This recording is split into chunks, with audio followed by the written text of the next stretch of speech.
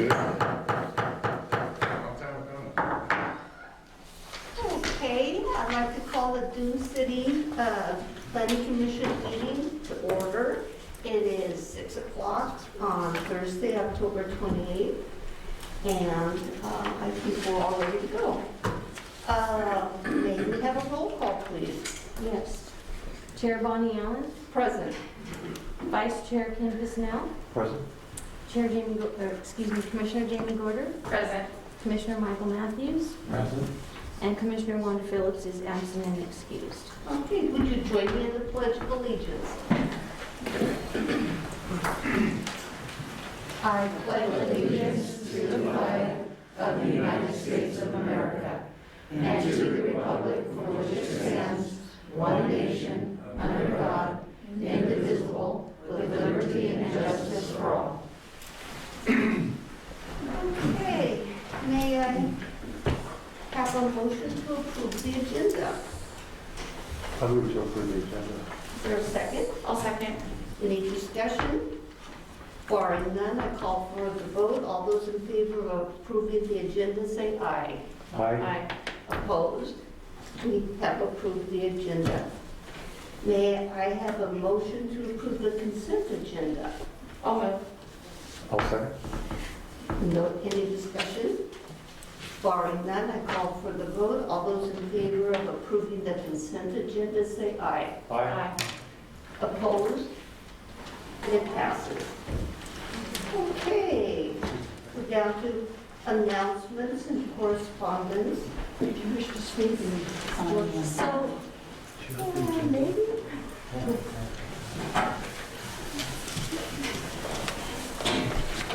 Lonnie, would you do that? So I just wanted to, And these chairs are open. I just wanted to reiterate that the planning commission has agreed that we will all wear masks and use social distancing, although it doesn't look like it's going to work back here this evening. Are these chairs open, Lonnie? No. No. I'd like to point out for those who aren't comfortable right now because it's getting so crowded that this meeting is available on Zoom. And if you're interested in that information, the contact information is right here. You can dash home, get on the computer and join us that way. Okay. Item 7 is citizen input about anything not related to the public hearing. Has anybody registered in that? It got kind of confused, so Okay. asking is the best way. Okay.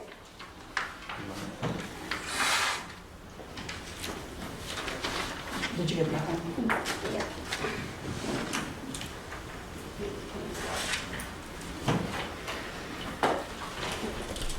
So is there none? Are you going to do that, Lonnie, or did you want me No, no, I'm just getting the other sheet. Okay. More than one. A lot of these Thank you. are on the speaking. Okay. So I am the chairman of the planning commission, and these are our commissioners. And I wanted to point out that we are all citizens of Dune City. We're all residents and citizens of Dune City. And what we have done and what we are doing tonight follows the rules set out by the state of Oregon. And you will see many requirements put on us with respect to timing, with respect to respect for what Dune City has decided in the past. And the Planning Commission falls under all those rules. And you're seeing one of those rules right now, which is under citizen input. We're asking for, does anybody want to speak to anything other than the changes to 155? Okay. Then that's, I guess I do. I simply want to state that I think it's really unfortunate that you decided to have this meeting while COVID's still going on. I know a lot of seniors who would have liked to have come, but they're concerned, I mean, grocery store takes more precautions and are more spaced out. So I just think that really needs to be said, that we feel like you're trying to kind of push this agenda through by not considering our citizens' safety first. Thank you for that So I do want comment. to say that. Thank you for that comment, and in fact, this COVID has affected our progress on this as well, which is, you will see that many meetings last year, we canceled because of COVID concerns. Then we started meeting again in openly noticed meetings with the public invited, but requiring masks. And we reached a point where we actually finished our review of 155.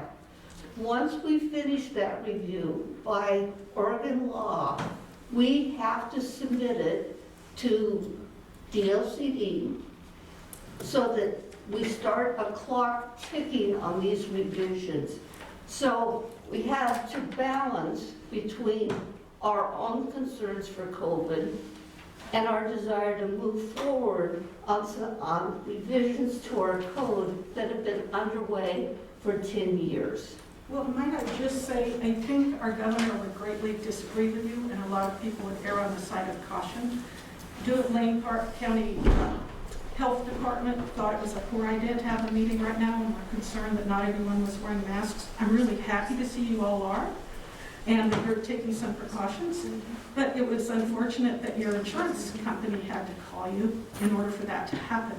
Actually, I received no call from an insurance Yeah. company. I took this on my own initiative. Well, good for you, And got but, full yeah. cooperation from the city in taking I this. heard that in your last meeting, but Good. thank you. If you were one of those people who took into consideration, we appreciate that. Absolutely, absolutely. Okay, so now we'll start the public hearing. I'm the officer in charge of the public hearing, and it's my responsibility to see that the rules are followed and that our discourse remains civil and civil would be enough. So with that point, I'd like to find the script. We follow a strict state-required script, which I will now start to read. This evening, we have a public hearing on proposed ordinance 259, which proposes to amend the current language of the Dune City Zoning and Development Code, Title 15, Chapter 155. These proceedings will be recorded. I think this is it, right? Okay. This hearing will be held in accordance with the land use procedures required by the city and the state of Oregon. This is a Type 4 legislative procedure, which you probably saw as you reviewed the material, the different kinds of hearings we have.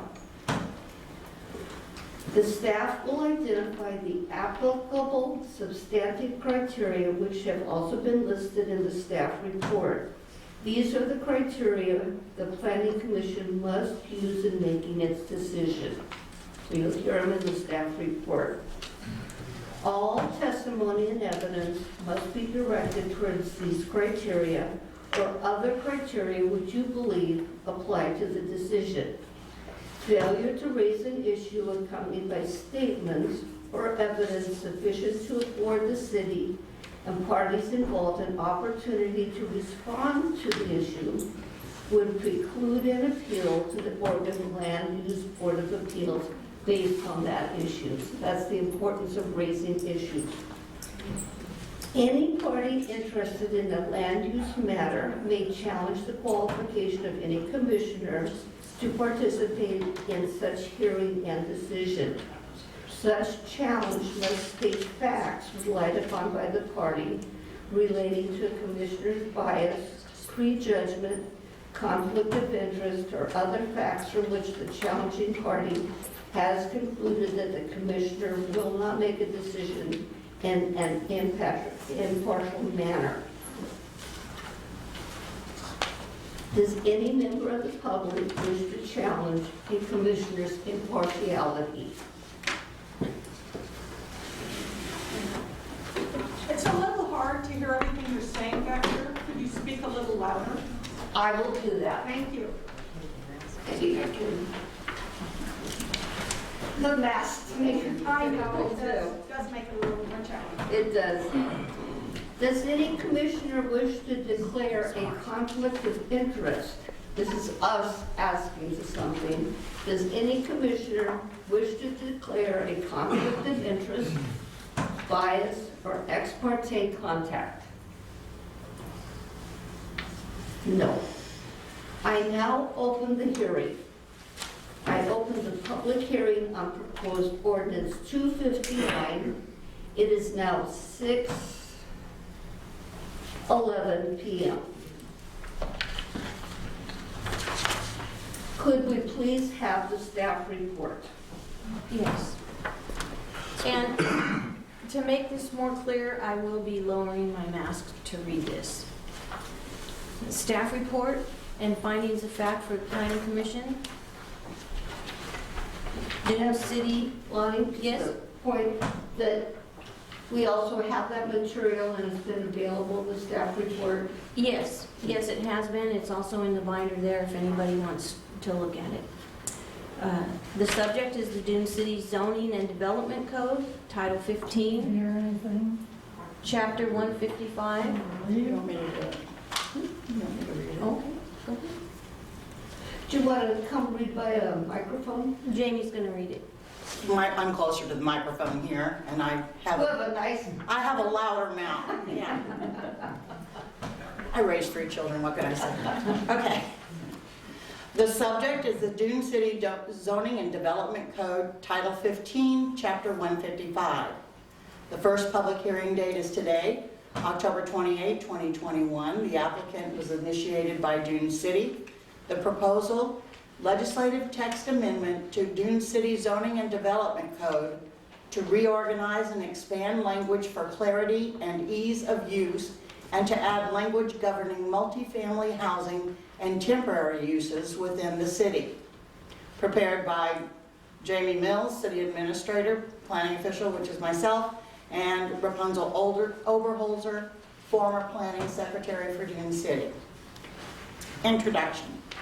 Dune City's current Zoning and Development Code, Title 15, Chapter 155, was adopted by Ordinance Number 182 in December of 2006 after almost 6 years of work on revisions by the city's Planning Commission, Committee for Citizen Involvement, which is the CCI, and City Council.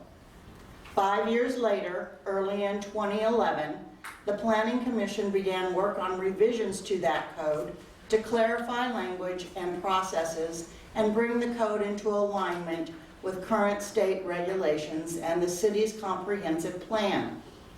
Work by the Planning Commission continued until this year with input from the city attorney, several citizen advisory committees, and city staff. The revisions you are about to review are the result of hundreds of hours of work by many, many dedicated volunteers and staff. There are some significant changes to the content of Chapter 155, all of which are intended to clearly describe the city's code requirements and the processes used in making land use decisions. Clear and objective standards for making decisions are also included in the revised code. These are the standards upon which land use decisions must be made in accordance with state rules. Some sections of the code have been rearranged to improve the organization and structure so that it is easier to read. Finally, new sections have been added to address comprehensive plan requirements that were omitted from current code and the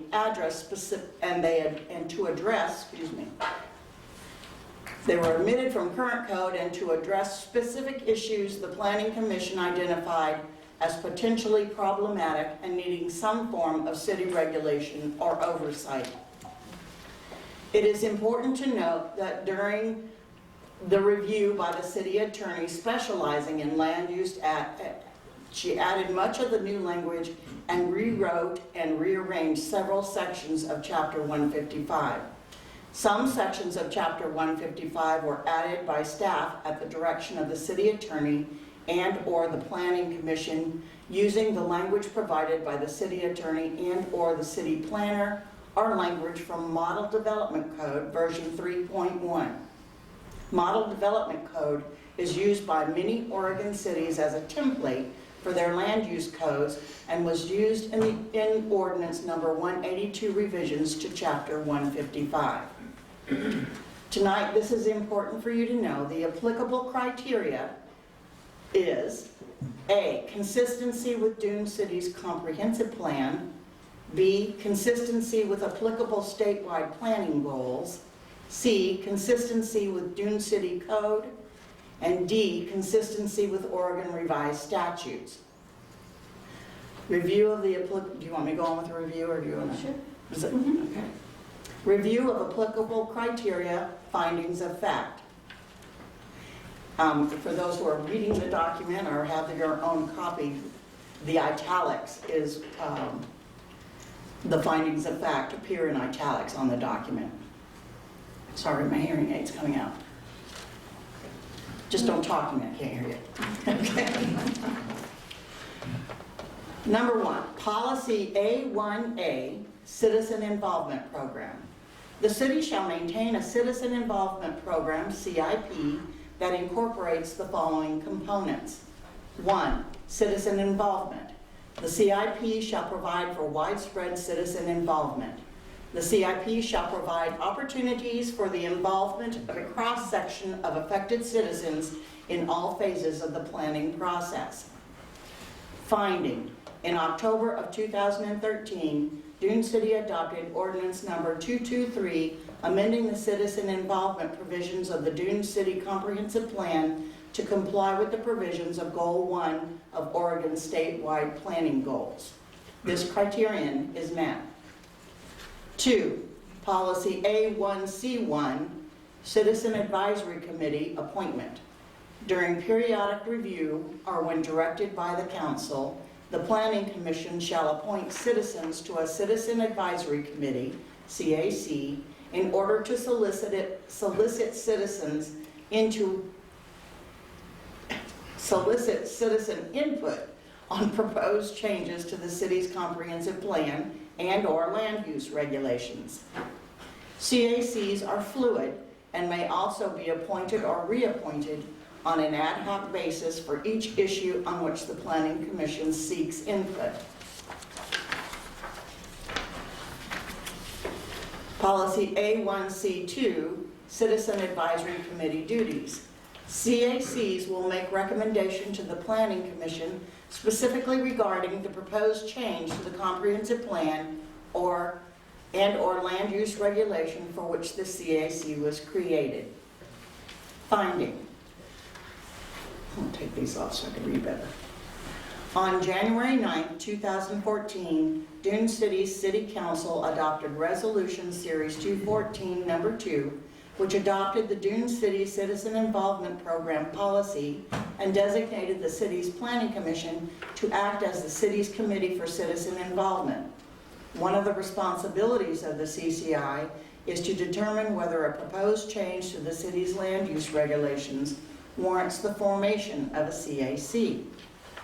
When the Planning Commission finished revisions in sections 155.1, 155.2, and 155.3 of the city's Zoning and Development Code, which we refer to as the Land Use Code, in the fall of 2016, it directed city staff to publish in the Siuslaw News press releases seeking citizens to participate in citizen advisory committees for the purpose of reviewing the proposed changes.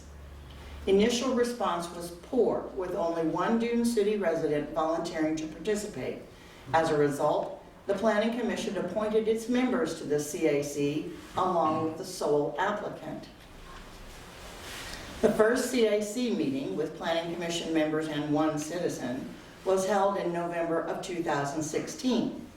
The CAC appointed a chairperson and Dune City staff provided administrative support. CAC meetings were held in March, April, May, June, August, September, and October of 2017. By November of 2017, the city successfully recruited additional citizens to join the CAC. CAC meetings continued in December 2017 and January, February, March, April, May, June, and July of 2018 until the CAC had compiled a list of recommendations for changes to 155.1, 155.2, and 155.3 for the Planning Commission to consider. These meetings were noticed in accordance with Oregon open meeting law requirements via posting agendas at City Hall and on the city's website, as well as posting at the Westlake Post Office. Also in accordance with Oregon open meeting law, the meetings were recorded and minutes were prepared. The recordings and minutes are on file at City Hall. In September of 2018, the Planning Commission completed its proposed changes to Chapter 155.4 and directed city staff to recruit CAC members to review the proposed changes. In October of 2018, city staff caused to be published in the Sias News press releases seeking volunteers to participate in CAC review of Chapter 155.4. 3 city residents volunteered for the task, and again, the Planning Commission appointed its members to the CAC. The CAC appointed a chairperson, and Dune City staff provided administrative support. CAC meetings were held in November of 2018, in January, February, March, April, May, June, August, and September of 2019, when the CAC finished its review and compiled a list of recommendations for the Planning Commission to consider. These meetings were noticed in accordance with the Oregon open meeting law requirements via posting agendas at City Hall and on the city's website, as well as posting at the Westlake Post Office. Also in accordance with the Oregon open meeting law, the meetings were recorded and minutes were prepared. The recordings and the minutes are on file at City Hall. In February of 2020, the Planning Commission finished its review of Chapter 155.5. March, April, and May 2020 meetings were canceled due to COVID-19 precautions. In June and July 2020, the Commission reviewed Chapter 155.6, completing the review in July. In July, staff was directed to recruit CAC members for reviewing Chapters 155.5 and 155.6. By September, 2 citizens had applied to the CAC, and the Planning Commission appointed them that month. That CAC met informally in October and compiled a list of recommendations for the Planning Commission to consider. That CAC meeting was noticed in accordance with Oregon open meeting law. The meeting was recorded and minutes were prepared. In October of 2020, the Planning Commission reviewed the CAC recommendations on Chapters 155.5 and 155.6 and accepted most of the recommended changes. These criteria are met. 3, Policy A3. Dune City City Council shall appoint a planning commission for planning and zoning. Finding: the first planning commission was authorized by ordinance number 35, adopted by the City Council in 1972.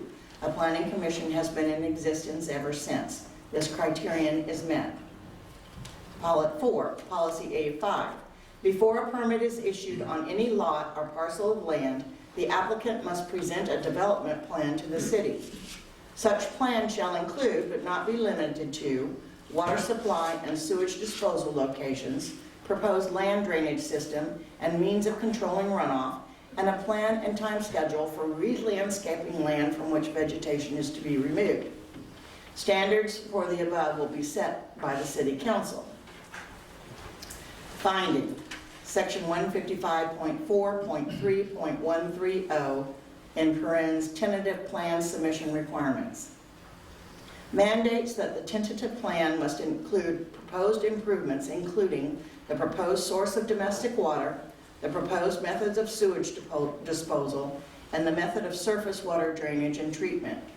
Section 155.4.3.140 approval criteria tentative plan states that the tentative plan may be approved with conditions, based on certain criteria which include compliance with the sanitary sewer and water service improvements, storm drainage, and utility access requirements in section 155.3. Approval of the final plat is based on, among other criteria, whether or not the final complies with the approved tentative plan and all conditions of approval have been satisfied as described in section 155.4.3.160, final plat requirements and approval criteria.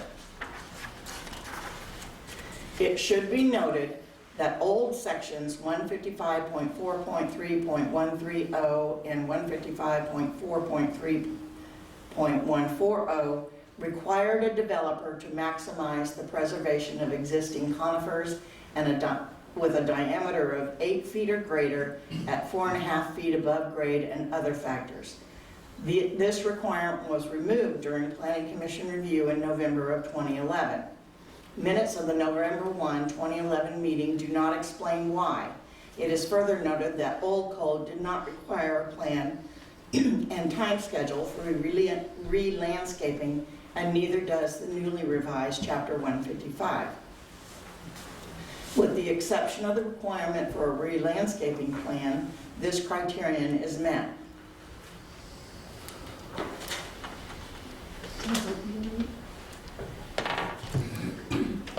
If you can.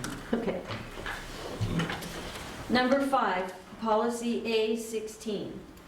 Final action on applications for land use permits or zone changes shall occur within 120 days after a complete application has been received by the city, as per Oregon Revised Statute 227.178.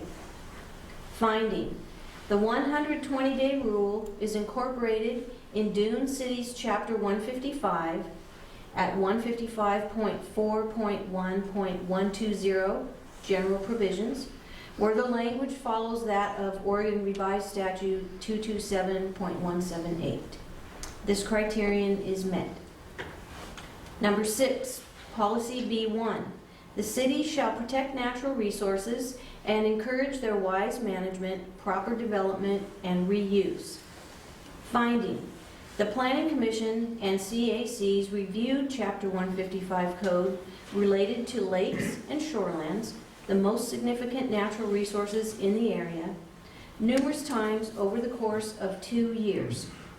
The result of the reviews is a single section entitled Lakes and Shorelands in the residential R1 zone, in which building permits are required for allowed structures in the shoreland area.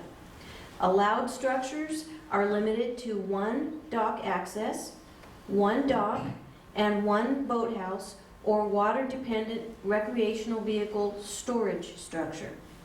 Size standards for structures were changed to align with the Department of State Lands guidelines.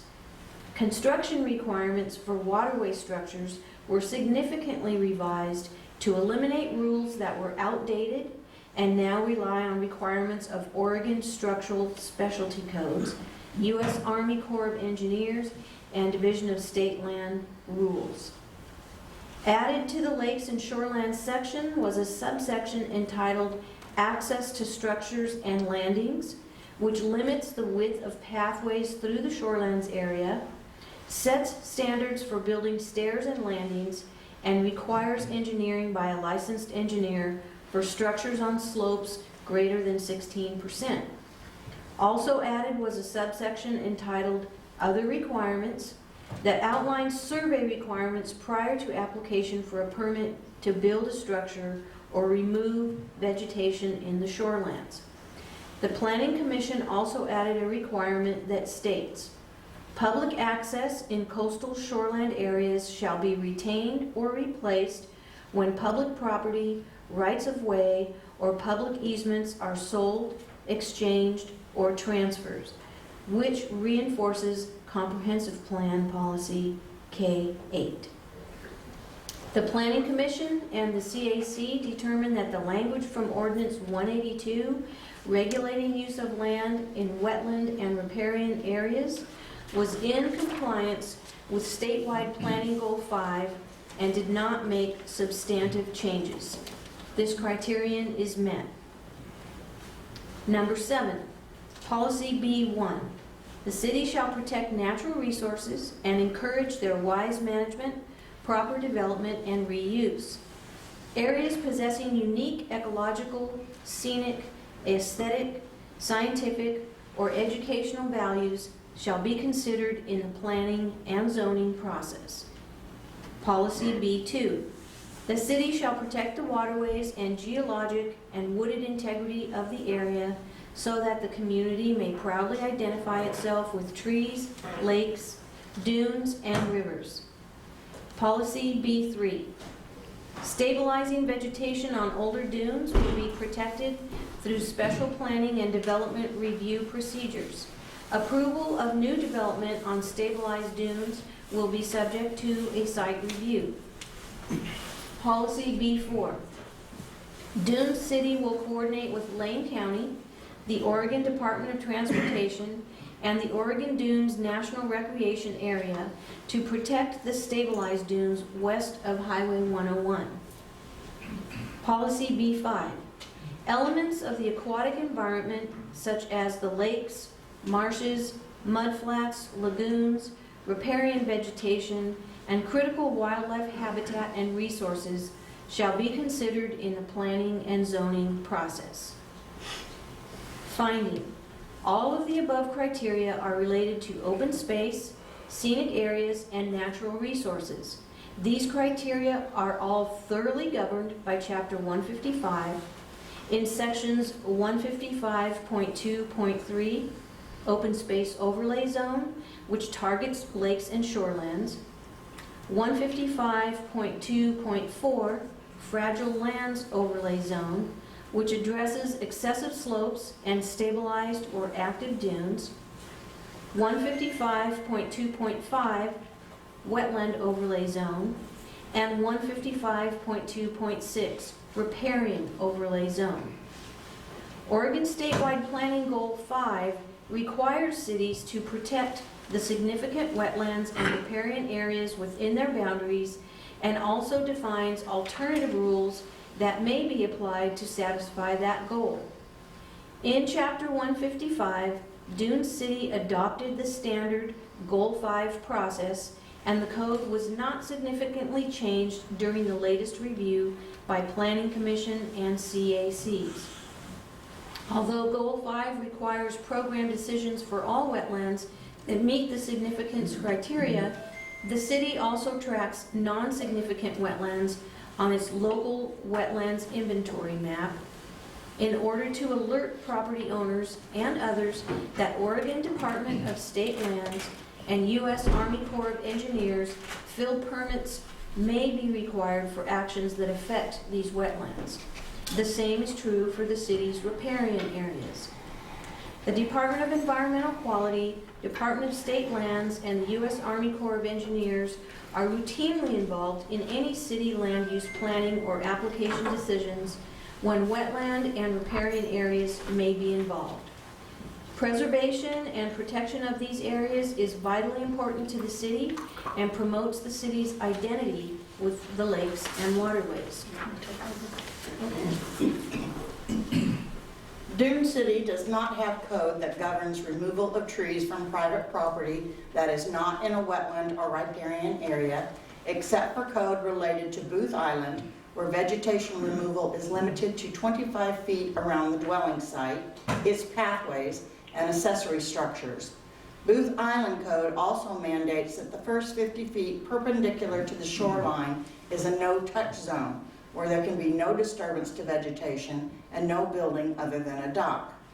Staff note, the Planning Commission and majority of CAC members have recommended removing specific code provisions for Booth Island, arguing that the city's code for wetland and riparian areas is sufficient protection. Staff disagrees with this and recommends that Booth Island Code be reinserted so as to preserve the requirements for a no-touch zone, 100-foot riparian area, building limitations, dock size limitations, and limitations on vegetation removal. While the comprehensive plan states that Booth Island has been designated a significant natural area by the Oregon Natural Heritage Program, staff cannot find any evidence of state recognition. However, in 2006, Oregon Department of Fish and Wildlife determined that Booth Island was considered Habitat Category 3, a high-quality and limited habitat type with use by various federal and/or state-sensitive species.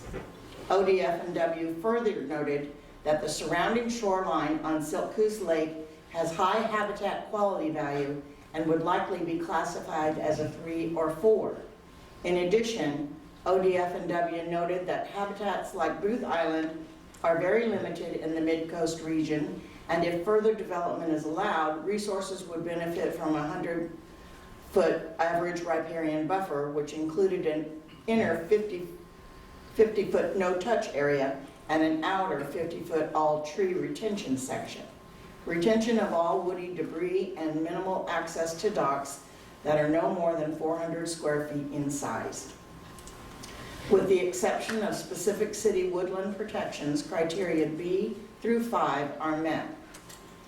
Policy B6, methods of conserving water resources must be considered in all land use and development proposals and decisions. In compliance with the Mid-Coast Basin Program adopted on September 25, 1984, the city recognizes that Siltcoos and Woahink lakes are classified only for utilization of water for domestic, livestock, and in-lake uses for recreation, wildlife, and fish life purposes. Finding, Dune City's Zoning and Development Code requires that all new development with the city be certified to have water and septic systems available, but Chapter 155 does not otherwise regulate Dune City's water supply or water quality. This criterion is not applicable to Chapter 155 revisions. Policies B7. Dune City will coordinate its efforts with governmental agencies and nearby jurisdictions for implementing and studying possible alternatives for maintaining good water quality. Dune City has established a water quality committee with a number of water testers to routinely test the waters of Woahink and Siltcoos lakes. The committee's volunteers maintain a log of test results and from time to time sends water samples to the University of Washington for additional quality testing. Chapter 155 does not otherwise regulate Dune City's water supply or water quality. This criterion is not applicable to Chapter 155 revisions. Policy B8. Dune City will strive to maintain the high water quality of Siltcoos and Woahink lakes through monitoring recreation use, commercial industrial use, and runoff of septic tank effluent. A water control committee will be formed to examine problems with water quality. Finding, Dune City continues to require septic system inspections under Ordinance Number 228, adopted in May of 2016. The city's Water Quality Committee continues to monitor water quality with testing on both Woahink and Siltcoos lakes, although no testing has been done on either lake since the beginning of the COVID-19 pandemic. It should be noted that Dune City has no jurisdiction over the recreational uses of Woahink and Siltcoos Lake, nor does it have jurisdiction of commercial or industrial use, and the city's Zoning and Development Code does not address those issues. This criterion may be considered met. Policy B9, non-point pollution sources are a threat to the water quality of the city's lakes and streams. There shall be no direct urban runoff into the city's lakes and streams. New construction and site development, including roads, shall provide a stormwater management system consistent with sound engineering practice and the requirements of this policy. Owners of existing homes are to be encouraged to contain their runoff as well. Site construction procedures shall not contribute to erosion into lakes and streams. Finding, Dune City Zoning and Development Code requires all new development plans to include at minimum a site analysis and descriptions and maps of proposed improvements to be submitted for city approval by engineers or contractors licensed by the state of Oregon. Separately, Dune City Surface Water Management Ordinance 233 regulates erosion and sediment control. This criterion is met. Policy B11, the city shall strive to protect the habitat of wildlife and fish, including lakes, fish-bearing Class F streams, wetlands, riparian areas, and forested lands. These resources shall be protected and conserved to the greatest extent possible, consistent with low-density development of the city. Finding, Dune City's Zoning and Development Code requires all new development plans to include a site plan that illustrates the locations of all streams, wetlands, riparian areas, and forest areas to be submitted to the city for approval. Revisions to code did not reduce the 1 acre minimum lot size, but did add provisions for multifamily residences subject to approval of a conditional use permit. This addition brings city zoning and development code into compliance with state law and allows the city some oversight of development in potentially sensitive areas. This criterion is met. Policy B12, significant natural areas and habitats of listed plant and animal species, refer to federal and state law, shall be retained in open space whenever possible and will be considered in the planning and zoning process, particularly those areas containing unique ecological, scenic, aesthetic, scientific, or educational values. Finding, Dune City's Zoning and Development Code requires all new development plans to include a site map that illustrates the locations of any endangered or sensitive plant species to be submitted for city approval. This criterion is met. Policy C5, Dune City will continue participation in the National Flood Insurance Program. Finding, in February of 2020, Dune City adopted ordinance number 253 to implement new flood hazard regulations required by FEMA in order to continue participation in the National Flood Insurance Program. This criterion is met. 15, Policy C6. Development proposed on slopes 12 to 16% is subject to site review. New development on slopes over 16% will require documentation from a licensed Oregon engineer which shows such development is safe. Finding, revisions to Chapter 155 strengthen requirements for development on slopes greater than 12%. Revisions now require approval by the city engineer and the Planning Commission for development on slopes greater than 12% and a report of safety from a licensed Oregon engineer for slopes over 16%. I'm losing it. Yeah. Number 16, Policy G4.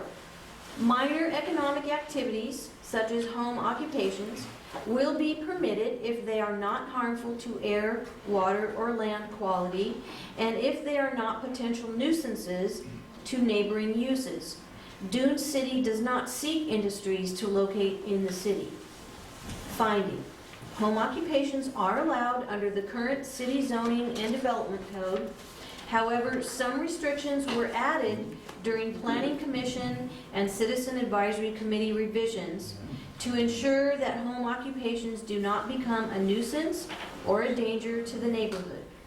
Among the new restrictions, a permit is required subject to a Type 1 administrative procedure. No client or customer parking is allowed in the Dune City right-of-way. Any activity that uses hazardous material or generates hazardous waste is prohibited, and the code enforcement officer is authorized to respond to complaints and take action accordingly. This criterion is met. Policy H1. Dune City shall provide housing opportunities responding to the needs of Dune City residents.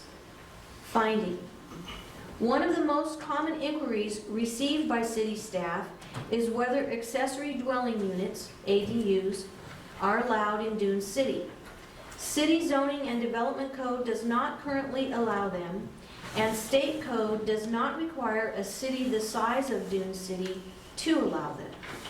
During the revision process of Chapter 155, the Planning Commission opted not to add code to address ADUs.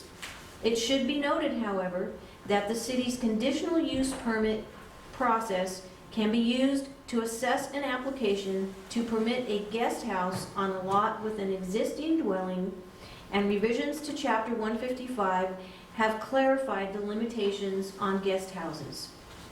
Dune City's Zoning and Development Code currently provides for recreational vehicle parks, and single-family rentals are allowed and available in the city.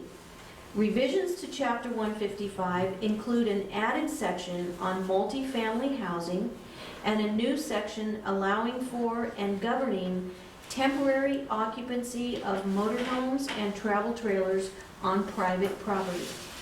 This criterion is met. Policy H4.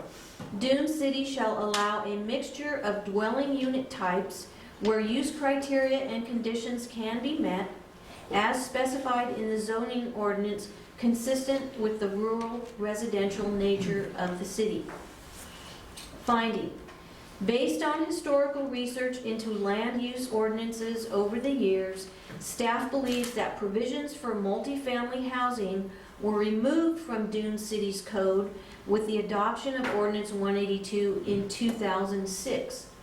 The Planning Commission has added specific application submission requirements and approval criteria for multifamily housing back to the code in the conditional use permit section of revised Chapter 155. It should be noted that Dune City Code allows manufactured dwellings as long as they comply with U.S. Department of Housing and Urban Development standards and Oregon Installation Specialty Code. It should be further noted that recreational vehicle parks are an allowed use in Dune City. The Planning Commission has also added, in revised Chapter 155, new provisions for temporary occupancy of recreational vehicles not located in a designated park. This criterion is met. Policy H10. Dune City will implement clear and objective conditional use standards for multifamily housing.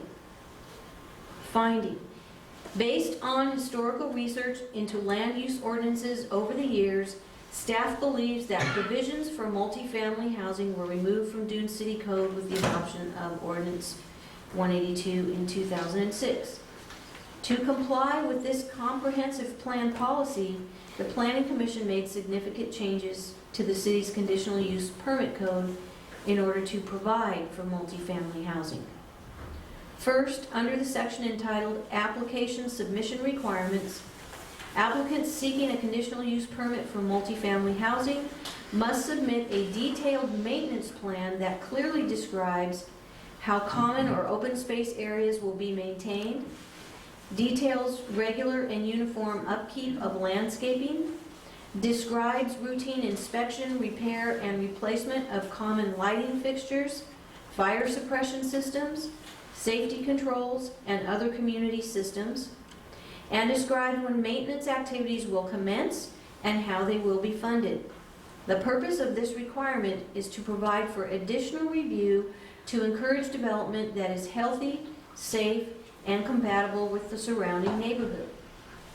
Second, the Planning Commission added specific requirements to the criteria, standards, and conditions of approval section intended to ensure that multifamily projects be adequately buffered and oriented so as to minimize impacts on neighboring properties, minimize impacts to the natural environment, and demonstrate adequate and safe circulation for vehicles and pedestrians. Third, the Planning Commission added a new paragraph citing specific conditions that prospective multifamily projects must meet to control development scale, avoid or minimize impacts associated with traffic, parking, and design compatibility, and ensure management and maintenance of common areas. These conditions were broken into 3 categories: duplex, townhomes or attached single-family dwellings, and multifamily dwellings. Language for the new code additions was based largely on Oregon Model Development Code and massaged by the Planning Commission and the Citizen Advisory Committee. It should be noted that both the Planning Commission and the CAC dedicated dozens of hours to reviewing this proposed new language to ensure that it met state requirements and the unique needs of Dune City. It should be noted that while there are no pending applications for multifamily housing projects and city staff has not received inquiries about such use, it is the opinion of the Planning Commission that code to address these types of projects be included in the revised Chapter 155 to provide clear and objective guidelines for applications and approval. This criterion is met. Staff note, Ordinance Number 101, adopted November 13, 1986, amended Dune City's original land use and zoning ordinance number 50 by expanding the multifamily standards and adding that the Planning Commission may impose standards that it considers necessary to protect the best interests of the surrounding property or the city as a whole. One of the possible conditions was require 2 acres for 2 family dwellings, 3 acres for 3 family dwellings, and 4 acres for 4 family dwellings. This provision is not included in the revised Chapter 155. Policy K5. No more than 1 water access development shall be allowed per lakefront lot. The city shall work with Oregon Department of State Lands in regulating boathouses, docks, piers, wharfs, or combinations thereof. Finding. This policy is included in Chapter 155 at 155.2.3.110 and has been clarified to state that only 1 water access point, stairs, landing, or path, 1 dock, and 1 boathouse or water-dependent recreational vehicle storage structure are permitted.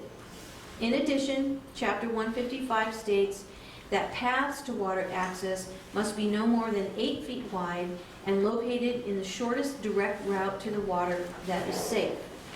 The Oregon Department of State Lands closely regulates all in-water development and requires the city planning official to sign off on all Department of State Lands land use compatibility statements. This criterion is met. You want me to try? Okay. Section B, consistency with statewide planning goals. Goal 1, citizen involvement. Goal 1 calls for the opportunity for citizens to be involved in all phases of the planning process. It requires each city and county to have a citizen involvement program containing 6 components specified in Goal 1. It also requires local governments to have a Committee for Citizen Involvement, a CCI, to monitor and encourage public participation in planning. Finding. Section A, see Section A, consistency with Dune City Comprehensive Plan above. Policy A1, staff findings. So that goes back to something that you've already heard, and this criterion is met. Goal 2, land use planning. Goal 2 outlines the basic procedures of Oregon's statewide planning program. It says that land use decisions are to be made in accordance with a comprehensive plan and that suitable implementation ordinances to put the plan's policy into effect must be adopted. It requires that plans be based on factual information, that local plans and ordinances be coordinated with those of other jurisdictions and agencies, and that plans be reviewed periodically and amended as needed. Goal 2 also contains standards for taking exceptions to the statewide planning goals. An exception may be taken when a statewide goal cannot or should not be applied to a particular area or situation. Finding.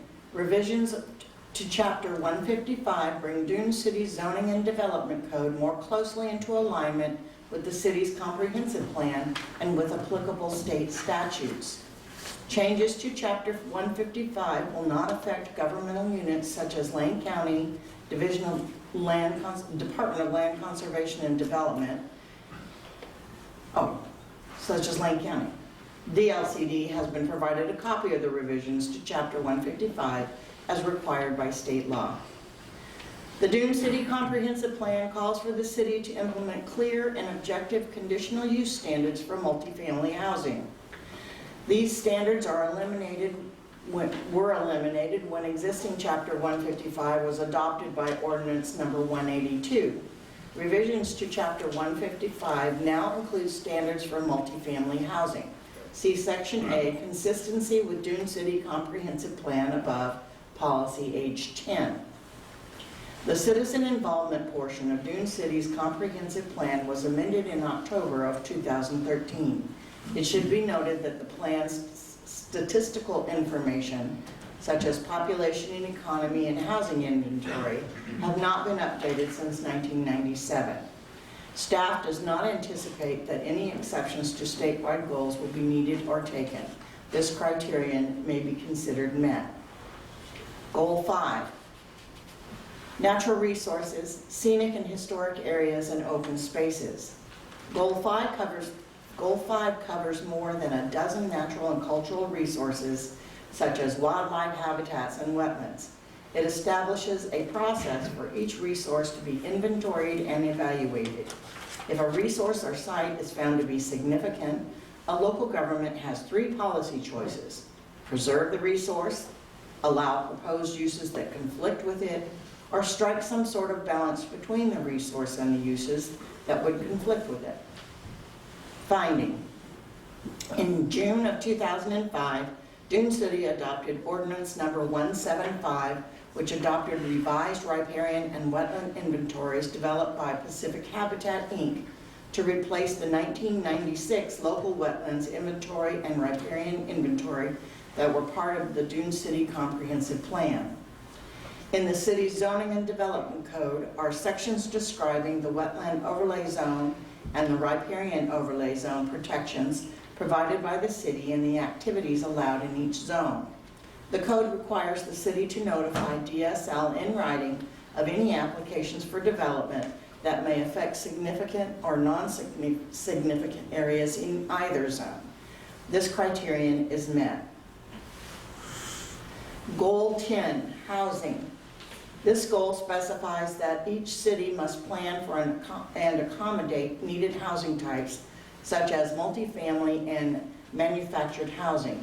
It requires each city to inventory its buildable residential lands, project future needs for such lands, and plan and zone enough buildable land to meet those needs.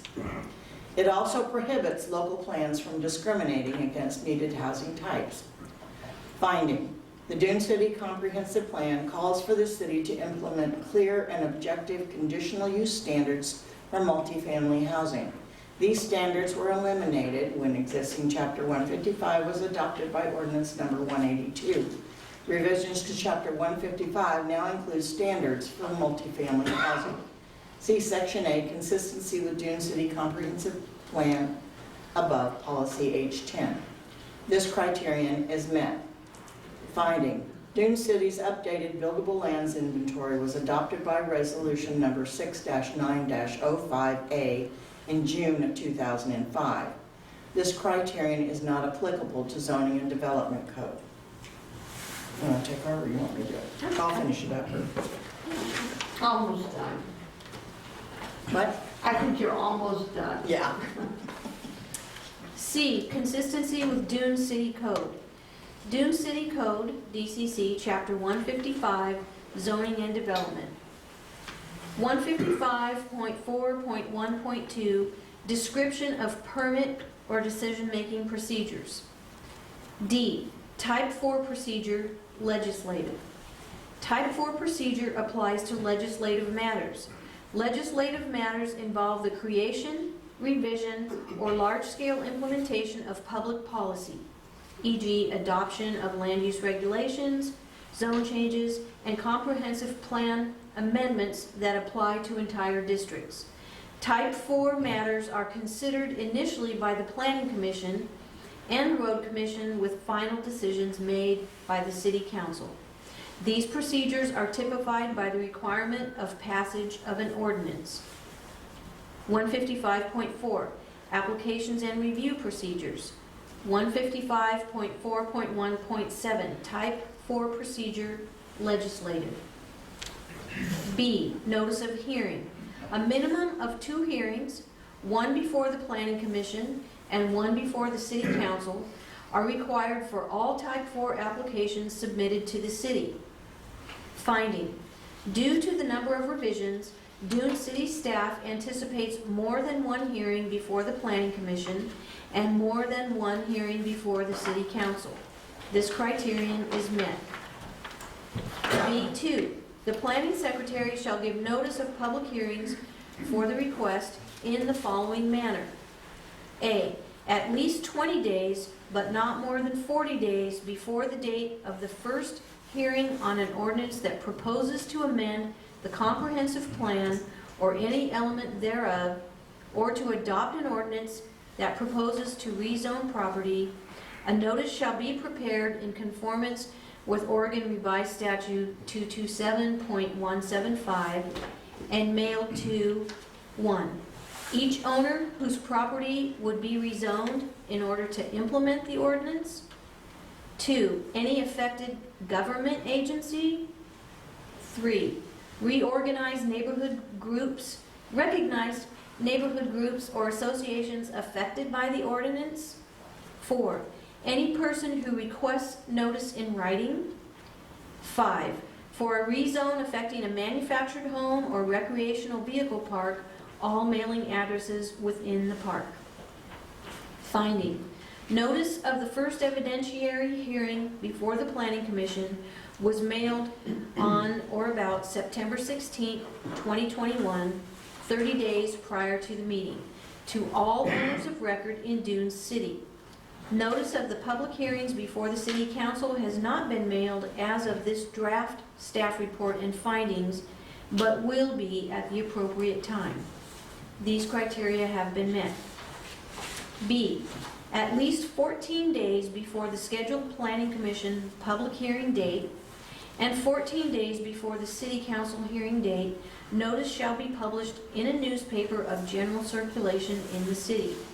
Finding number 3, the first notice of the Planning Commission public hearing was published in the Siuslaw News on Saturday, October 2nd, 2021. And the second notice of the Planning Commission public hearing was published on Wednesday, October 6th, at least 14 days prior to the scheduled Planning Commission public hearing. Notice of the public hearings before the City Council will be published at least 14 days in advance when the public hearing date or dates have been determined. This criterion has been met. C, the Planning Secretary shall, 1, for each mailing of notice provided in subsection B2 above, file an affidavit of mailing in the record, and 2, for each published notice provided in subsection B2 above, file an affidavit of publication in the record. Finding, affidavits of mailing and publication are included in the record. This criterion has been met. D, the Department of Land Conservation and Development, DLCD, shall be notified in writing of proposed comprehensive plan and development code amendments at least 45 days before the first public hearing at which public testimony or new evidence will be received.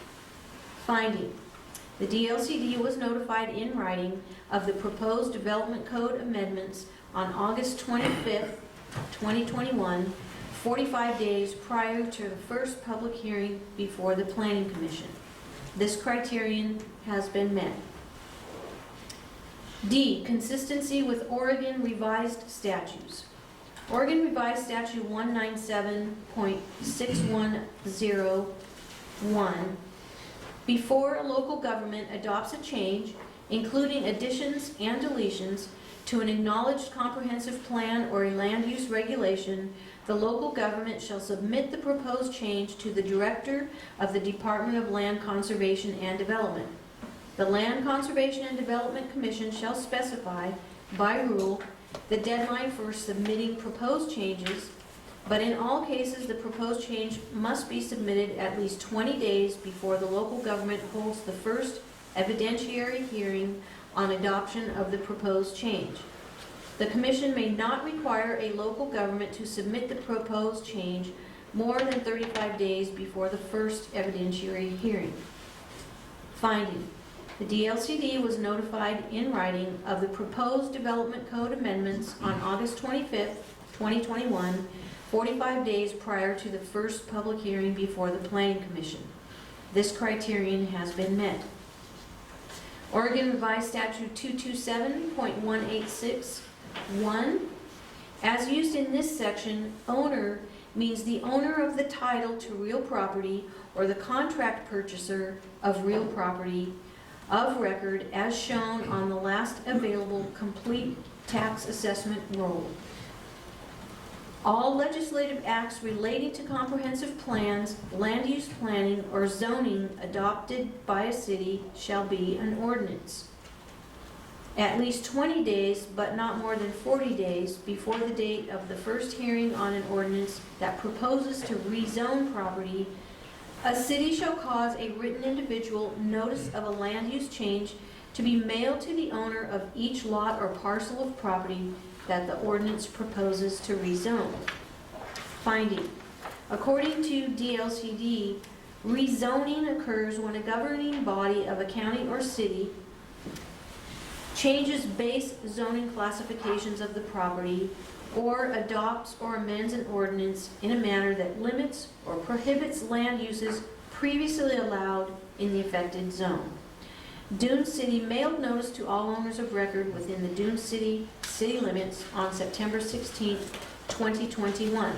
These criteria have been met. Number 4, findings of fact, conclusions, and decision. Based on the findings in Section 3, review of applicable criteria and findings of fact, consistency with Dune City Comprehensive Plan, consistency with applicable statewide planning goals, consistency with Dune City Code, and consistency with Oregon Revised Statutes, findings support a planning recommendation to the City Council to adopt Ordinance 259 and accept the Commission's findings of fact. The Planning Commission may: A, accept the staff report and findings of fact for Ordinance number 259 as presented and recommend that the City Council adopt Ordinance number 259. B, the Planning Commission may amend the staff report or findings of fact and/or amend Ordinance number 259 and then accept the amended staff report, findings of fact, and/or the amended ordinance number 259, and recommend that City Council adopt ordinance number 259 as presented or amended. The Planning Commission may: C, recommend that the City Council not adopt ordinance 259 based on findings of fact identified by the Commission through additional facts or insights or other information identified by the Commission but not included in the staff report and findings of fact. 5, exhibits. Exhibit A is draft ordinance number 259, an ordinance replacing Chapter 155 in Title 15 of the Dune City Code of Ordinance, repealing ordinance number 182, and other matters properly relating thereto. Exhibit B, Chapter 155 with proposed changes inserted. Exhibit C, comparison explanation of proposed changes to Chapter 155. And those are in the binder that's there.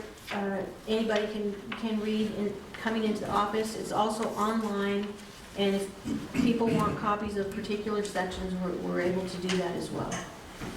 Thank you very much. Thank you for listening. That was a lot to listen to. Do any commissioners have questions of the staff? No. Okay. Okay, we are now to the testimony portion of the meeting, and we will take testimony. We have two kinds. We have written testimony. Yeah. And that's been received, and what I'd like to do is I would like to defer reading this until we have heard you.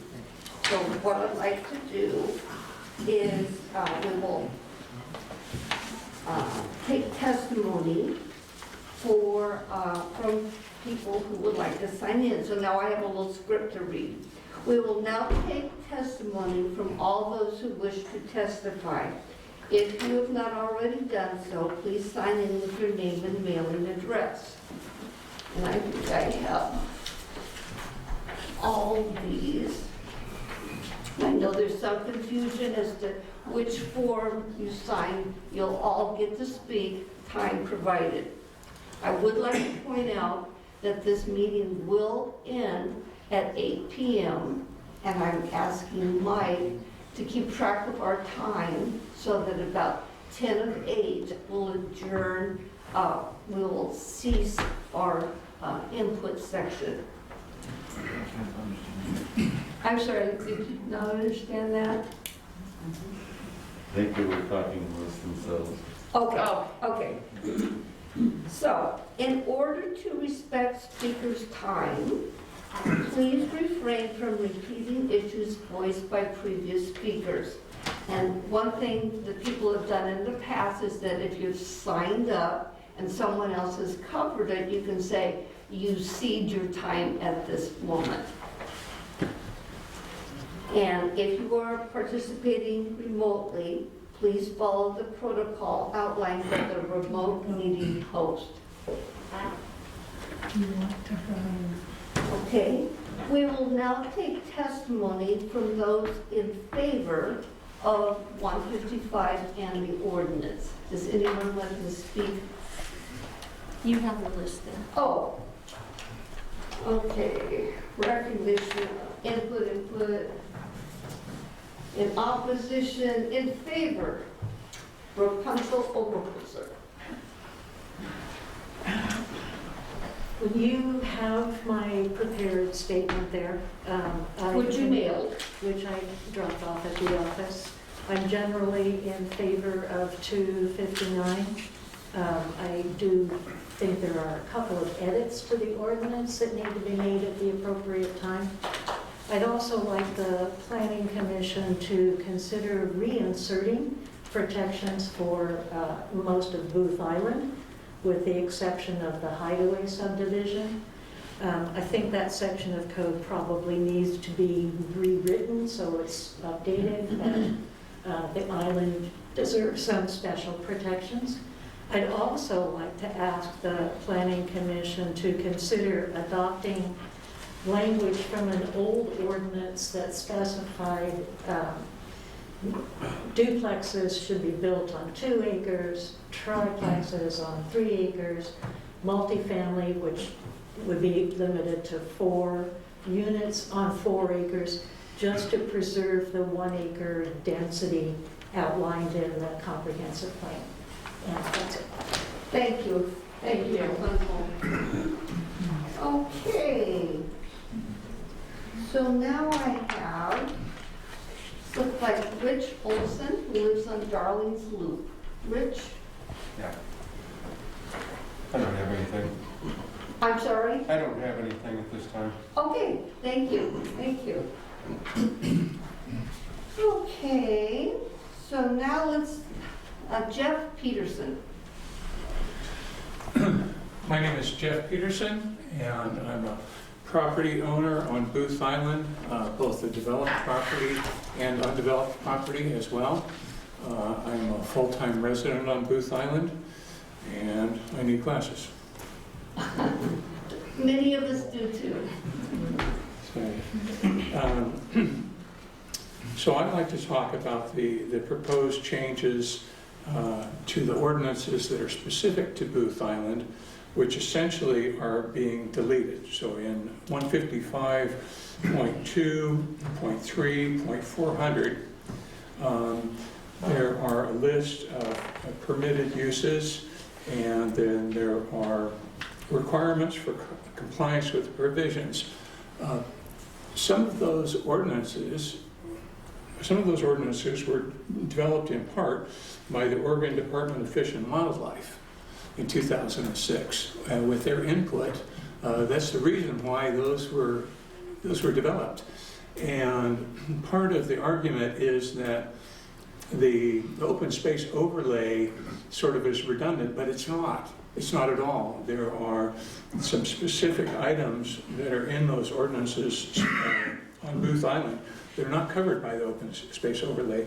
And in the statements that these lovely young ladies read, I understand that there was some contention or opposition to with some of the staff members about whether those should be deleted or not. And again, as a full-time resident there, I feel that they were put in place with a specific purpose in mind, and that they should be there. As part of my original purchase contract, those deed restrictions were in place. They were in place as part of my deed restrictions. They are part of my purchase contract. And I have every reason to believe that those provisions would continue and not be removed. Subsequently, I've bought quite a bit of land there. And with the idea that those would be in place, it has been described as high-value habitat. It was described by the Oregon Department of Fish and Game as a high-value habitat. That was read into the minutes tonight. And so clearly, we don't want to see any irresponsible construction there. There are we have all kinds of waterfowl. We have osprey, we have bald eagle, we have loons, any type of waterfowl you can imagine are on the island and habitat on the island. There's a herd of deer that has been there since 2013 that we're aware of, and the offspring of that herd that continues to be there. In my opinion, and it's just my opinion, two of the ordinances that are particularly important are no livestock or domesticated animals, unconfined domesticated animals. If there are cats and dogs running around all over the island, that puts the native species in danger. It puts the native species in danger. It doesn't matter whether it's birds or we have mink. Anyway, we have all kinds of native habitats. So I don't think that should be removed. The no hunting is important, and the residential structures compliance. We don't want 5,000 square feet pink houses there, and I don't think they belong there. And it's a very sensitive environmental habitat, and it's my opinion that those ordinances should be not redacted or deleted as they have been, that they belong in place. So, anyway. Thank you. I would like to say it's wonderful to have someone who lives on Booth Island speak about Booth Island.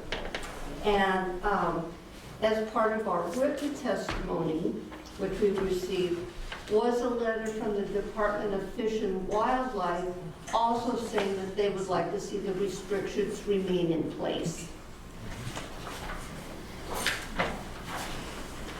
Okay, Melissa Stinson. I just would like to say, in regard to the opposition of this ordinance, I don't know how long people have all been living here, but there are quite a few new residents within this Dune City location who have not been given the opportune time because things being dated back 2013. When we come in as property owners, we're not aware of things that have been put into place. Mm-hmm. So we feel that we're at a disadvantage from everything, seeing as that everything is, put into the Sayusla newspaper. Not everybody has a subscription to that newspaper. So we feel that coming in as new residents and new of Dune City, we're at a disadvantage to know these things that have been put into that publication 5-6 years ago of changes. So I'm not in favor of something that I was not here to vote on in the very beginning. Okay, great. But you are here to speak to 255 tonight and 269. Okay, thank you. Thank you very much. Martine Harris. I agree with what she says. Okay. Because I've only been here for 5 years. Okay. So, and you know, everything she said, I agree. Great, thank you Because I would very have much. said the same thing, you know, so. Thank you you. very much. Biggs Barker. Hi.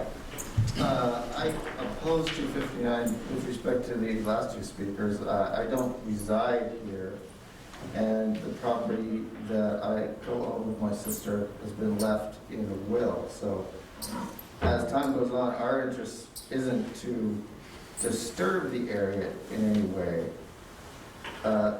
but also I would be concerned that as you move forward, with respect to all the hard work that you've done to protect the area, not impose such fees as to push people out who would choose to use the area with recreational gears, like campers, etc., so that they wouldn't feel like they couldn't come here for any length of time, in the interest that they're not going to spend years and years and leave everything all over the place.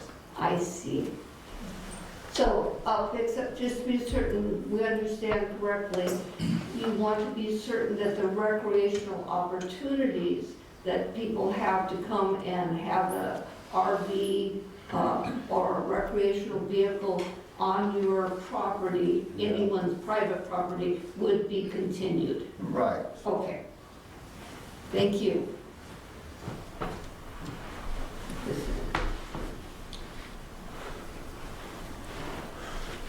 And would that be on property, I'm just trying to ascertain your particular concern, would that be on property where there is a house or where there isn't Well, a there house? aren't any houses. Okay, on vacant property. Yeah. Okay, thank you very much. Thank you. And then Ken Materna. Am I saying that so wrong that we can't figure out who it is? Okay, this person lives at 4947 Lake Drive. I don't have anything at this time. But it's Masterman. I'm sorry, I don't have anything at this time. It's Masterman. okay, so you'll pass it this time, okay. Daniel Hankins. Of 4575 Hasita Street. Passing at this time then.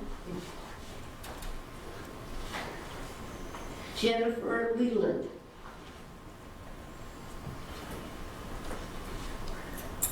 Okay. Tina Nelson. Sure, I'll speak. I had heard them say that everybody was notified this by writing, and I haven't ever received anything since I bought my property in my Washington address or my Oregon address. Okay, so So, no, you received no mailing. none at all. I have heard from I agree, I haven't either.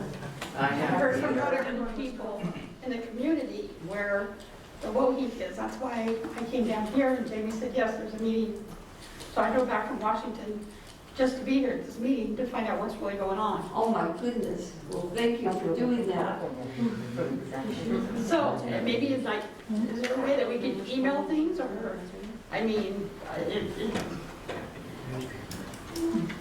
Well, I think that's an issue that we'll take up separate from this tonight, but proper note, maintaining addresses and ability, do you want to speak to that? If I may, Sure. and some of the people, I've already talked to them about that because they have called here at City Hall.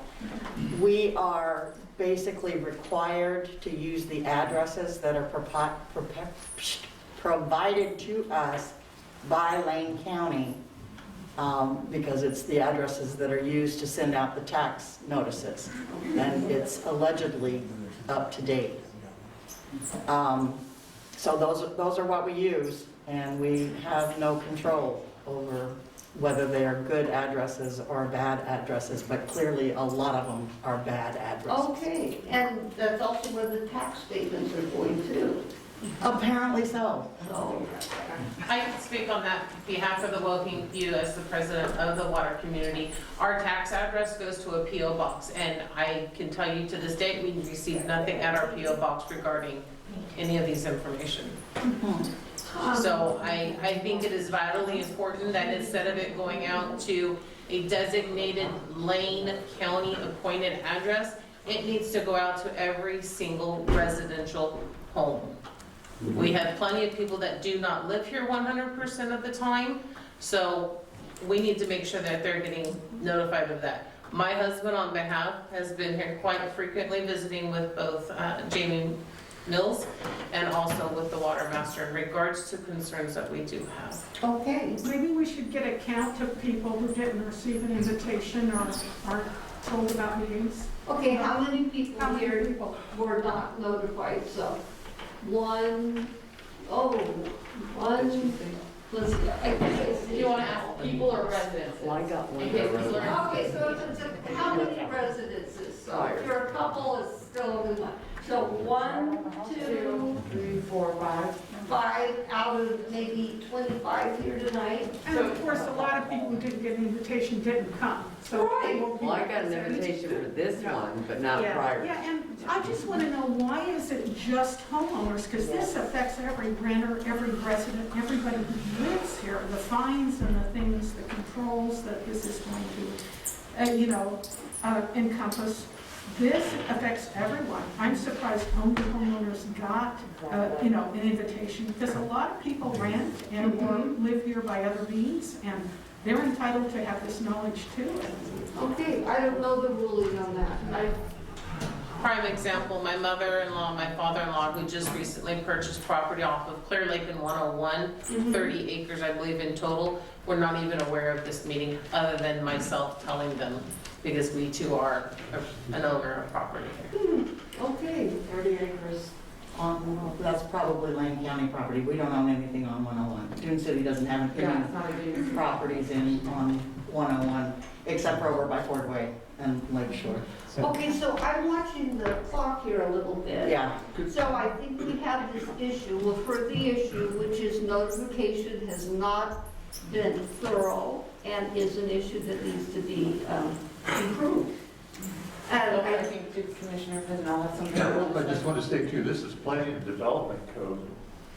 So this is the homeowners that Correct. want to build and develop here that this affects. right, So that's the main Yeah. reason we do this. it's landowners. Okay, so I think that I got Tina Nelson okay. And Jeannie Jackson. I'm just going to say a couple of things because I want to give my time to my sister. But I just want to point out that, we were sent a tiny postcard in the mail. Well, I didn't get one, but my sister did. I read hers. And this is no small housekeeping matter. This isn't a little cleanup, as it's been described. These are the rules and regulations we already all have to live under. And the changes are another 48 pages. So, I just feel like we are really controlled beyond being controlled. And I don't think people want more fines or more, limitations on what they can do. Sorry, could you speak a little bit louder, please? Yeah, I just think people don't need more fines or limitations on what they can do with their own property. The kind people at Westlake, my uncle invited you here to this building many years ago, and we are repaid by, this is why people don't come to the meetings. You all say, why does no one ever come? Why are we not getting input? Because we have not been respected or treated well. We were told we would have a good source of drinking water. That was decades ago. It's never happened. But now you want to do all of these things to make more money for you, and that will affect all of Areas us. you don't feel respected or treated So well. I yield the rest of my time to my sister, who came all the way from Forest Grove to speak to me. Okay, Thank you. Okay, I'm back and forth all the time. But my concern is, we did not talk, and the reason I am very, very concerned is this is a final thing. And I don't think that a lot of people know that once they pass 259, then that takes away, that changes the charter. And when it does, we will no longer be able to go before a municipal judge. And the fines that are going to be placed, and they're significantly larger, they're going to go to basically committees of people from the city. And I have so much respect for what you've done. When I listen to how you've protected our environment, I really love that. But this is the thing. What I'm hearing is we're making lip service to community involvement. Yeah, I mean, this 259 may have met the legal definitions of participation, but we're only talking like 10 people. And I'm listening to the recordings, and the man who came in 2016, the one who got in 2016, the single guy, he says, well, I'm new to the area, but I want to help. What's this all about? And he was told, this is just a matter of changing wording. This is just phraseology. And that's what we're being told now in 2021. People would like some real input, and that's not impossible. You guys are a good group of people, but you're not doing what, LTOG, a university, there's a lot of nonprofits that could teach you how to outreach to people and really get some ideas about what they think. These regulations, the fines are going to be... This is huge. The fines are probably going to be double. It's possible for a landowner to have the city send someone to fix some things they find violations, and there isn't even a limit listed in the code about how much that might be. So I go off to, my grandparents used to go on a regular basis to Mexico every year. You can come back and find out that the city has done $5,000 worth of repairs. And you already had a contractor you had in mind for that. And you don't know anything about it.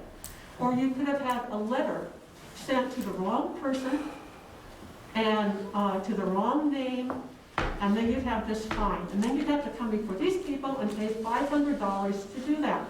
We can do better than that. You're good people. A lot of you came from old-time families too. We can do a better job, and that's my concern. Okay, thank you very much. Can I get your name? I didn't catch in the beginning. Geneva Jackson, and it's written there. Thank you. Thanks so much for sharing. People just need to feel included. We would like to be a part, but it's so sad this meeting is being held at a time when so many seniors are afraid to come. I know so many people who want to come and are afraid. Okay, excuse me. I'd like to maintain order here. I wanted to thank the Jackson sisters for speaking of their concerns. We hear them very much. They specifically relate to the enforcement policy, which is many pages in the revised 155. And I would urge you to read those, because what you will see is A, is quite consistent, okay, good, with other cities, and that the fee structure has not changed. That was enacted some years ago, and that's the same as with this, does nothing to that. I would also like to say that this is not your last chance to have input into 155 or the ordinance, that the Planning Commission will make its recommendations based on what you've told us and what we've received. And then it goes to the City Council, where again you will have an opportunity to voice your concerns. And I urge you to do that. Okay, and I think, I want to say the same thing. We never talked about fines or fees as part of what we did here. That is up to the city. That had nothing to do with what we've done here. Not one time was that brought up. In many years we've been talking about this. Did you read it? Because it says it right in there. Did I read it? I helped write it. I mean, we didn't write it. We amended it. We went through, our goal is to clean it up, make it objective, remove some of the superfluous language that was in there. We agonized over a lot of stuff as groups. This is what, just a few of the many people have been involved in this. And we discussed it. We disagreed about it. We could make a consensus, but there was, we weren't punitive. In fact, if anything, we've removed a lot of stuff that we thought was punitive. so I'd like to make just one last comment on this and then I'll move on. which is, when we considered this, we had to consider not only what Dune City had to say, what the state had to say, what the comprehensive plan had to say, but we considered this as people living in Dune City. We said, I live here, what do I think about this applied to my house? What do I think about it applied to my neighbor's house? And what do I think about it for our community? So this is the beauty of the Planning Commission, which is we are of you. So we're not from New York or even Portland, we're from Dune City. So. I want to be mindful of the time. Did you want to speak? No, I just wanted to, I know that there was a gentleman that was interested. Well, I'm just going to go on with this list. So we have quite a few people here to, still to hear from. Okay, Bob and Donna Graves. First of all, it would be nice if you'd invest in some microphones, because the only one I could really understand was Jamie. Okay. But I have a question. From what I read online, it said that you would not be able to build on anything less than an acre. Yeah. Now, what is the... Excuse me, if I may say so, that is our current R1 definition. If you were in a planned unit development, it would be different. But yes, that's if you were a single-family home on a single R1 lot, our rule is 1 acre. What about existing? If you have an existing property, then you are grandfathered in. Okay, what is the criteria now? The same. The same, we did not change that. It's an acre to build on it? Yes, we did not change that. Been like that for many years. No, that's not. Okay. It's existing. It's the current existing, we did not change anything related to lot size. Okay, thank you. Okay. Terry Smith. I'll pass. Okay. Rapunzel, we've heard from you. Geneva Johnson, I think we've heard from you. Yes. Okay, great. Melissa Stinson. You heard from me, but if I could just add one additional thing. Sure. We have to consult the people, like you guys are very experienced on the wording that you use. There are people out in our community that do not understand certain verbiage. Okay. So that could be a big reason as to why people are not understanding or feeling that they're being heard. Great, thank you, very good observation. Martine, that's what I thought, we heard from you. Ted Vanderworthy, I'm good. you're good, okay. And Jeff Peterson, we heard from Jeff Peterson. I'd like to double dip for 1 second. Sure. Which is, I forgot my introduction. I was so nervous, which was, It's all right. because you made me go first. Anyway, Exactly. that's why I got here early, so I could go first. But anyway, I wanted to thank you. I wanted to thank you all. When she was reading the review, whatever the official term. Staff report. The amount of effort and energy and time that you all have put into this is just unbelievable. Thank you for Just that. unbelievable.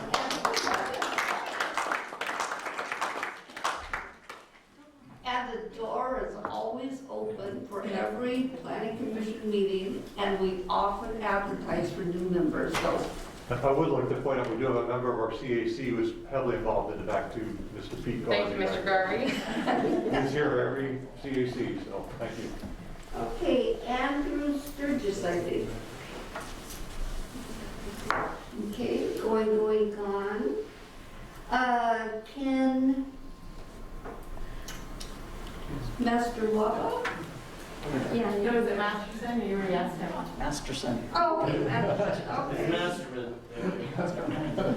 okay. Don Kim Travis. Kathy and Joel Riverman. We are here. Okay, and did you wish to speak? Yeah, I submitted a letter too. My brother and I over here, we have property that we have had in the family for 67 years. And we have a new thing kind of in our neighborhood. We live on the lake, up from Darling's Resort. And we have a new set of owners to our east that are now, for our first time ever, we're gonna be dealing with a vacation rental. And we came from Lincoln City 14 years, and it is our worst nightmare in one respect. So actually, I saw your letter in Yes. advance, and the procedure for dealing with this problem is to lodge a complaint of the Okay. city compliance officer. Okay. So, and I want to say that this is the way Dune City property owners solve problems. Yeah. We don't have police that go around looking for violations, but if you have a problem with your neighbor or anything else, you. Well, there's no problem yet. Okay. That's why I thought a lot in this ordinance kind of address the land use and the multifamily thing and all of that. Not our bailiwick. This does not address vacation rentals. Right. That's a whole other. No. What does that fit under? It will fit under business codes Okay. for operating a business, Okay. and it is still pending. Okay. And stay tuned. Can I ask, what is the It's- status of that? Yeah. We had discussions on that earlier this year, and Excuse me, I'd like to defer that. We Okay. have a time limit here. We've got about 8 minutes left to get input. Sure. So I'd like to, but you know. That is a very good question. And you know whom to talk to, which is call City Hall, and they will tell you that. All right. Sandra, I'll pass. oh, you passed, okay. Oh, Sandra. And Laura, Floyd Larson, I'll pass. okay. Tom McAuliffe, you'll pass. And Tina Nelson, we've heard from you before. Okay. So, we now have time, if there's no further input from the floor, we have time to take a look at our written input. Would you say? Now, sorry, just to clarify, is anyone that's coming in on Zoom, are they there to testify? Oh, good point. I haven't gotten anything from them yet, and I Okay. did check with Henry at LCOG, and he didn't mention that he'd gotten So request you from do anybody. have someone from LCOG on there? Yeah, Just yeah, to clarify. yeah, LCOG is helping us out now. Perfect, thank you, I just wanted to clear that. Okay. You know, in the chat, but like I said, no one has provided me notice that they want to provide comment yet. But nothing here on Zoom. You guys do that? All right, thank you. Thank you, Henry. Okay. Thank you for answering questions. Good catch. Yes. Okay, so I have a number of written comments that I think we have time to cover. And again, Mike, you're keeping this on the straight and narrow here. So I will read a letter from Rex Wampler. Dune City Planning Commission. I am a retiree and longtime resident of Dune City who grew up in Westlake. I am also the father of 4 grown children, one of whom spent 10 days in the hospital struggling against COVID-19 and lost her husband to this terrible virus. It thereby concerns me greatly that after all my efforts to stay safe, you are choosing to ask me to a meeting place where the mayor and some of the council members have not even been wearing masks. Like many folks my age, I am not able to use Zoom. I object both to the timing of your public meeting and the passage of Ordinance 259 and its many related issues that will largely raise Dune City's fees and increase your power. Why can't this complicated matter wait for later, for a later and safer? Area on Booth Island. My brother-in-law landed his airplane and we used to own Booth Island. Okay, Why can't this complicated matter wait for a later and safer date when we all have had a chance to fully study and discuss the massive changes you see? Or are you simply so anxious to make more money that you are willing to risk our health and safety? And I would like to say that I believe we have complied with COVID safety issues following state protocol. Could I just say one And the thing? CDC's You're supposed to guidelines. have people at least 6 feet apart. According to the Lane County Health Department, they said you're not to have a meeting without it, and this room is too small to do Yes, this. I agree. I know you're trying, but that would have been nice. I would agree. Yes. I would agree. Okay, and I would like to point out that there's no money issues involved in this ordinance. That's not even part of this code. So we're not gonna make any money.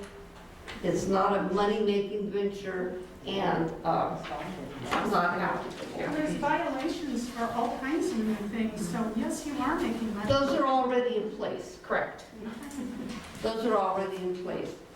Okay, I have a letter from Ryan and Deanna Breen, and I think that's you.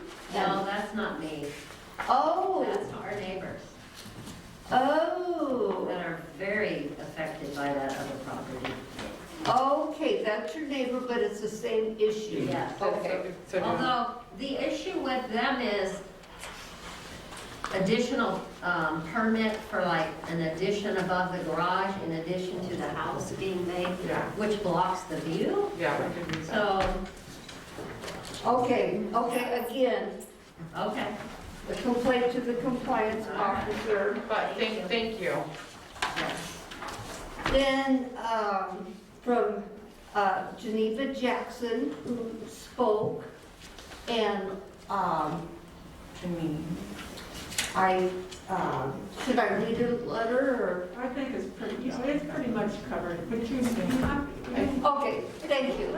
And I was thinking that with Rapunzel's also, since it was. And I think that is true with Rapunzel's, and we also have it written here, Rapunzel, so we will definitely respond. It's part of the record and we will respond. Then we heard from Derek Wilson, which is, oh, this is Derek Wilson, Department of Fish and Wildlife. If you wanted me to read, let me know. Who says, yeah, why don't Do you want me to just read the letter? Oh, not the whole thing, let's go, since we only have about 4 minutes, can you give kind of a summary? He just, so this is Derek Wilson, with the Department of ODFW, the Oregon Department of Fish and Wildlife, habitat conservation biologist in Newport. And he just kind of goes into say is what the mission is of ODFW, which is to protect and enhance Oregon's fish and wildlife and their habitats for use and enjoyment. And that they are the state agency with management jurisdiction over fish and wildlife resources in Oregon. And he is just stating that ODFW has reviewed the proposed Chapter 155 code revisions and considered pertinent statutes, administrative rules, and guidelines to minimize and/or avoid impacts to sensitive fish and wildlife resources. And their comments go into Policy B1, the ODFW developed residential dock guidelines, and if I'm going over them too fast, please jump in if you want. How quick do you want me to go through? I think in view of the time we have left, I think we might just go to the, cut to the chase, which is basically the way I saw it. They want the Booth Island restrictions back, and they support the other changes. And I do wish that that gentleman was right there, that the Booth Island to hear that, but that is what they recommended, is that their comments from 2006 on the habitat, they want it to remain unchanged for Booth Island. So, okay, commissioners, do you have any specific questions for a person who has testified? You left. Okay. The planning commission or the city council may continue any hearing if the matter is continued to a specific place, date, and time. So the question is, do we want to continue this hearing, the public input part of the hearing, or do we want to close it? Once it's, Can I ask a question? sure, Can or will LUBA be involved in this in any way? Land Use Board of Appeals? Land Use Board of Appeals, do you want to answer this, Jamie? Yes, if the city council adopts the code and someone objects to it, they are free to file a land use board of appeal. Thank you. Okay, Molly. I'm sorry, when you asked that question, were you asking us or the council members? I'm asking you. Yeah, I think a lot of us are very interested. There was a huge turnout tonight, and it would be nice if maybe some of the seniors could come too. Maybe COVID will not be so bad in a while. Okay, so here's the question. Yeah. And this is a group decision. Do we want to hold the public hearing open so that other people can come and speak? You can consider your thoughts, you can come back and say, now that I've read, okay. Okay. Yes. We could have a show of hands. if you want. Well, actually, we know the answer. We want to continue, we want to continue. Because I do feel like that just from listening that there was a lot of misinformation on fees and things that are not even, if you look at this, I noticed that you had the big book and put it down and talked about fees. Those are not changed fees. Those are not things that so there was, I feel like, some misinformation, and so getting the opportunity to go through and look at it again closely, and you'll see what the wording was, where we striped it out, and what we proposed. It's all right there, very Okay, clear. so this is what I'm going to say at this point. The Planning Commission will continue this hearing on November 18th at 6 p.m., and that will go until 8 p.m. I will now, and I will now return to the regular session. Thank you. Okay. And thank you all for your comments. I appreciate it. Would you please state the time? Oh, I'm sorry, it is, 7:51. 7:51.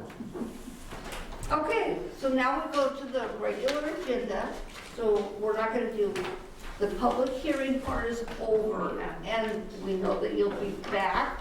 Bring your friends, bring your questions for November 18th. Do we have any new business, commissioners or staff?